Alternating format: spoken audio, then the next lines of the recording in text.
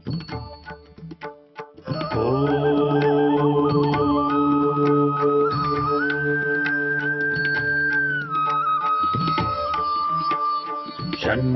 मित्रः शं वरुणः शन्नो भवत्वर्यमा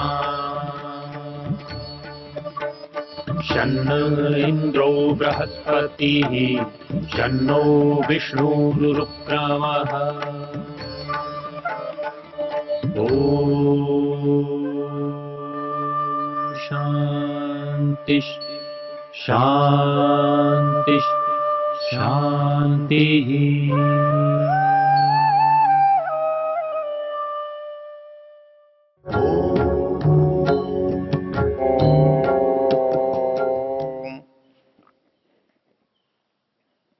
येन द्यौरुग्रा पृथिवी च दृढ़ा येन स्वस्तभितं येन नाकः योऽन्तरिक्षे रजसो विमानः कस्मै देवाय हविषा विधेम। बहुत प्रसिद्ध मंत्र है। ये यजुर्वेद के 32वें अध्याय में आया है। स्वयंभू ब्रह्म इसका ऋषि है, परमात्मा इसका देवता है और प्रतिदिन के यज्ञ के प्रसंग में स्तुति प्रार्थना उपासना मंत्रों में इसका पाठ है और इसका अर्थ तो अपने आप में महत्वपूर्ण है, लेकिन इसका चौथा जो पद है उसका विशेष विचार होता है। मंत्र का सामान्य अर्थ है येन द्यौरुग्रा पृथ्वी च दृढ़ा। प्रकरण चल रहा है परमेश्वर की रचना का, परमेश्वर के सृष्टि निर्माण का। और जैसा निवेदन किया था कि वेद के अनेक सूक्त जो हैं वो सृष्टि रचना की, सृष्टि प्रक्रिया की बात करते हैं। उनमें ये पुरुष सूक्त भी है, पुरुषाध्याय भी है और उसके साथ ये दूसरा अध्याय जिसमें परमात्मा की चर्चा है ये भी है। तो यहाँ पर ये न द्यौरुग्रा, इसमें द्युलोक के बारे में कहा कि उसने द्युलोक का निर्माण किया है जिसमें सूर्य आदि विद्यमान है, तेजस्वी पदार्थ। उस लोक का उस परमेश्वर ने निर्माण किया है, जिसने इस पृथ्वी का निर्माण किया है जो आज हमको दृढ़ दिखाई दे रही है। ये इसका निर्माण हुआ है तो ये तरल थी, तो इसको उसने दृढ़ बनाया है। येन द्यौरुग्रा पृथ्वी च दृढ़ा येन स्वः स्तभितं येन नाका। इस संसार में दो और चीजें, एक का नाम है स्वः और एक का नाम है नाका। स्व का अर्थ होता है स्वर्ग, स्वर्लोक। इसमें हमारी जो सामान्य जानकारी है, समाज में जो प्रचलित धारणा है, उसको हम सामान्य रूप से स्वर्ग को ऊपर कहते हैं, अर्थात इस लोक से भिन्न कोई लोक है ऐसा मानते हैं। हम स्वर्ग की परिभाषा करते हुए आचार्य यास्क ने लिखा है जहां सुख हो। ऋषि दयानंद ने लिखा है जो सुख है और सुख विशेष की सामग्री है ऐसा स्थान स्वर्ग है।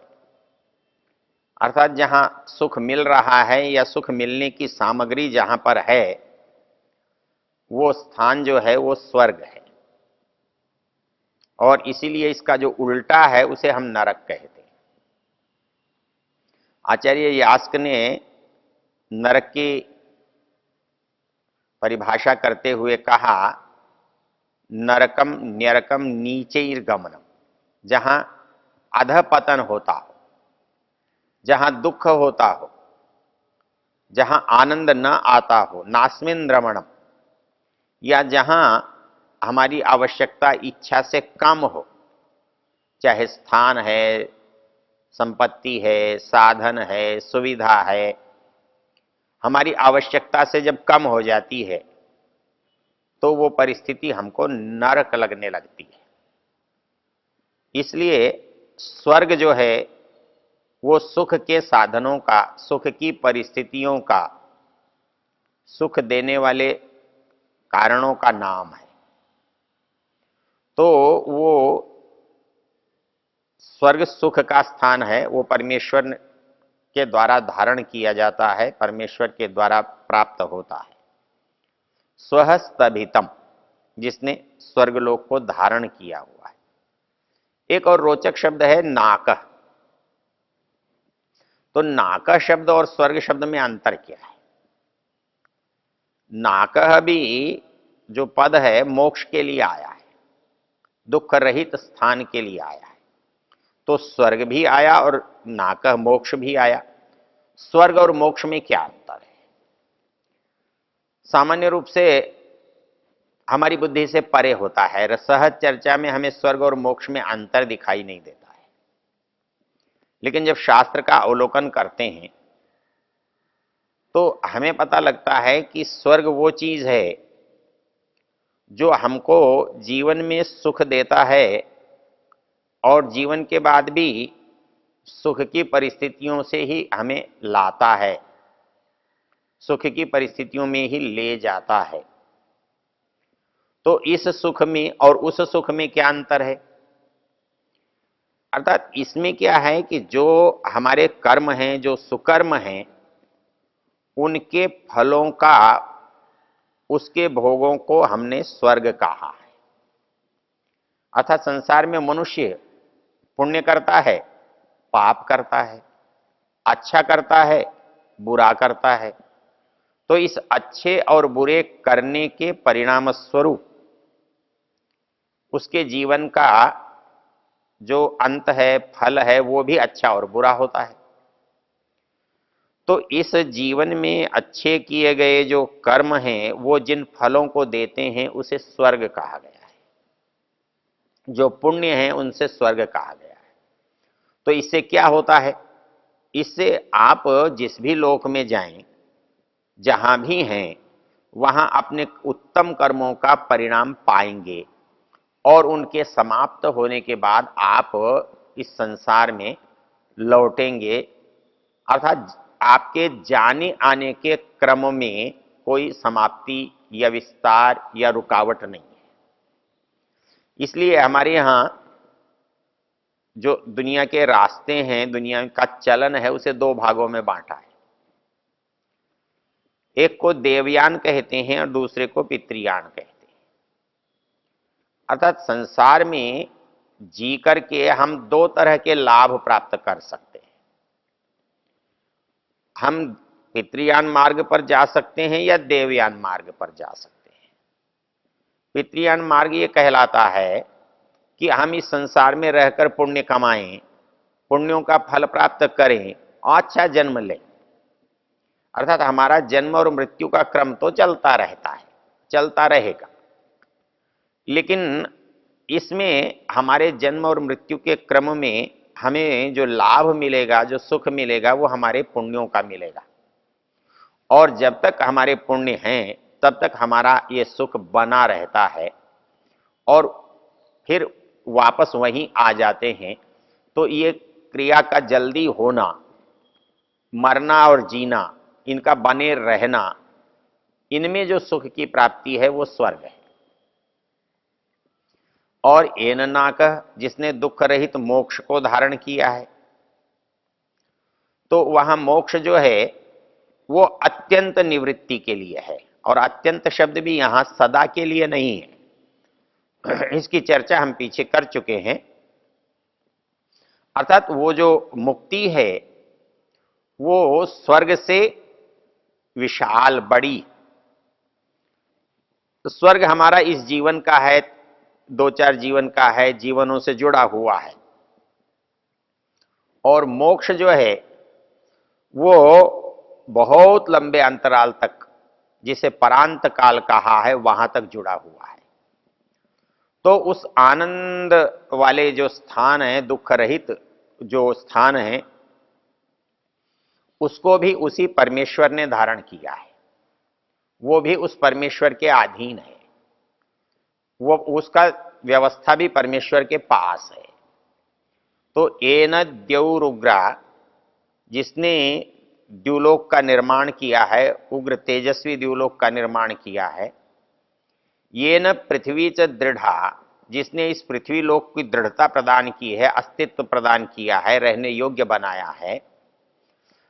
यो स्वस्थवितम येन नाकः, जिसने स्वरलोक सुख के साधनों का निर्माण किया है, और जिसने दुख रहित मोक्ष जिसके अधीन है, जिसकी व्यवस्था में है, जिसके पास है।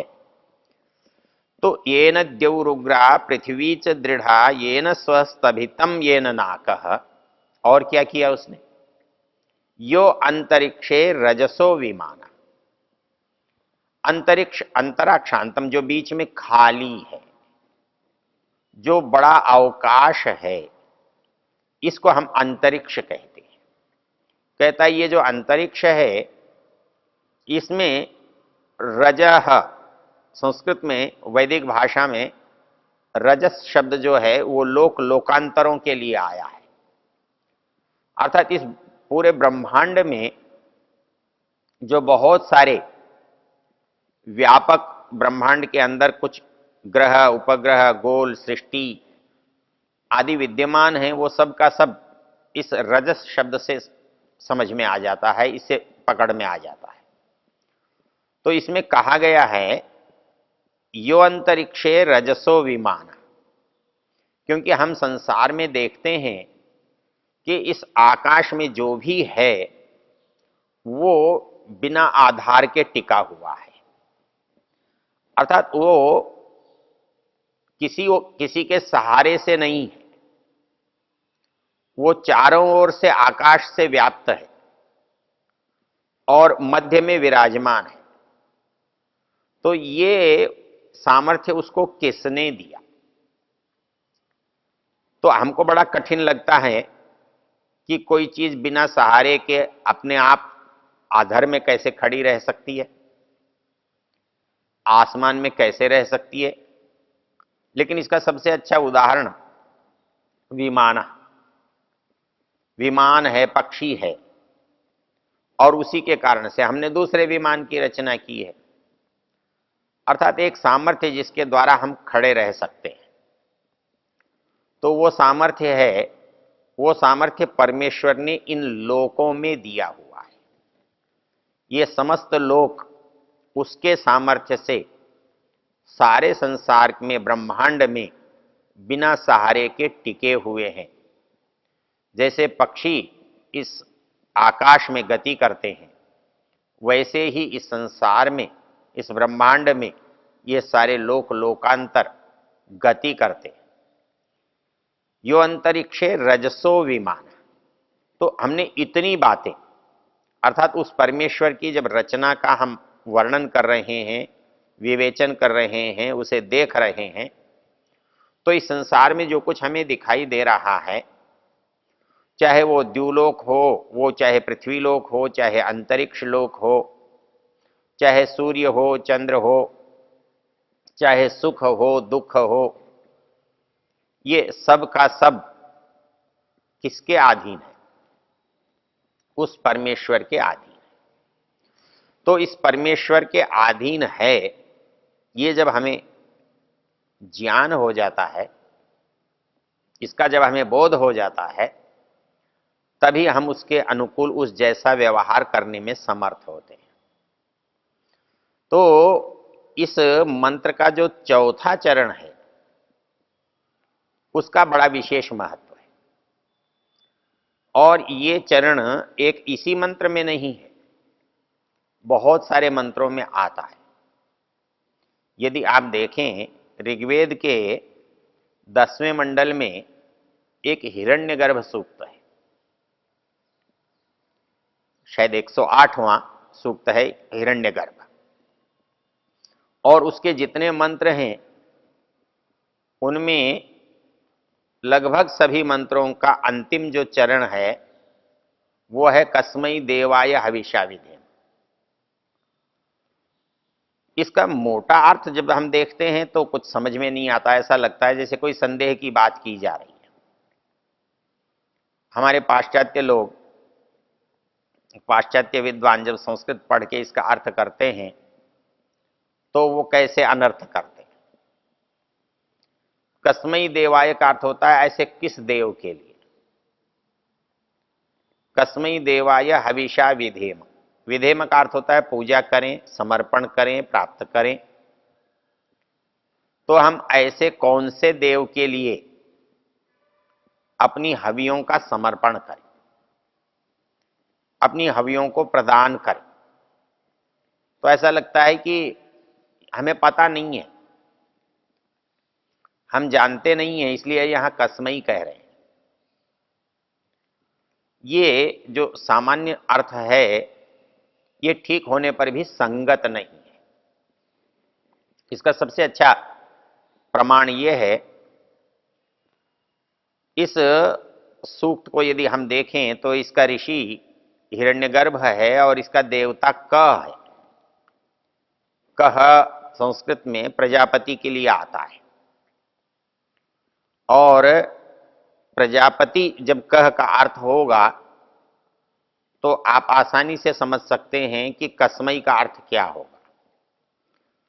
अर्थात जहां किम शब्द से हम रूप चला रहे हैं और कस्मै बना रहे हैं, कस्मै शब्द का अर्थ कर रहे हैं, तो वहां तो उसका अर्थ होगा क्या, किसके लिए, हम ऐसे किस देवता के लिए ये अपनी आहुति प्रदान करें। लेकिन यदि इसका अर्थ जो प्रजापति है उसको मान करके जब आप अर्थ करेंगे तब क्या कहलाएगा, तब कहलाएगा उस प्रजापति के लिए हम अपनी आहुति प्रदान करें।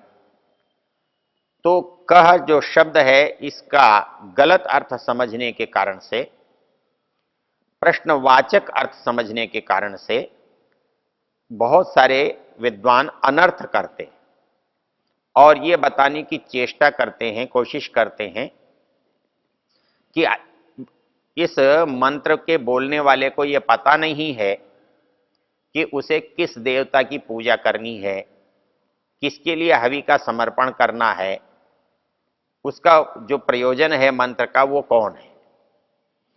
किंतु जैसा कि हम जानते हैं, हमने बहुत बार सुना और देखा है, मंत्र का जो देवता होता है वो मंत्र का विषय होता है, मंत्र का प्रतिपाद्य होता है, मंत्र में कही गई बात होती है।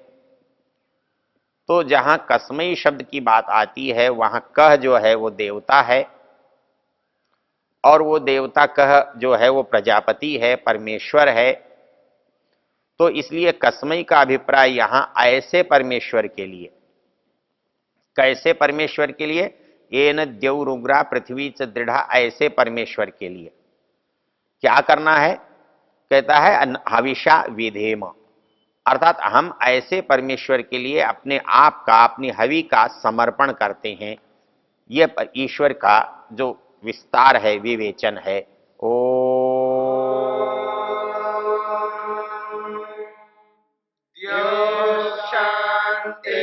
शांतिरंतरिक्षं शांतिर्पृथिवी शांतिरापः शांतिरोषधयः शांतिः वनस्पतयः शांतिर्विश्वे देवा शांतिर्ब्रह्म शांति सर्वं शांति शांतिरेव शांति क्षमा शांतिरेधि।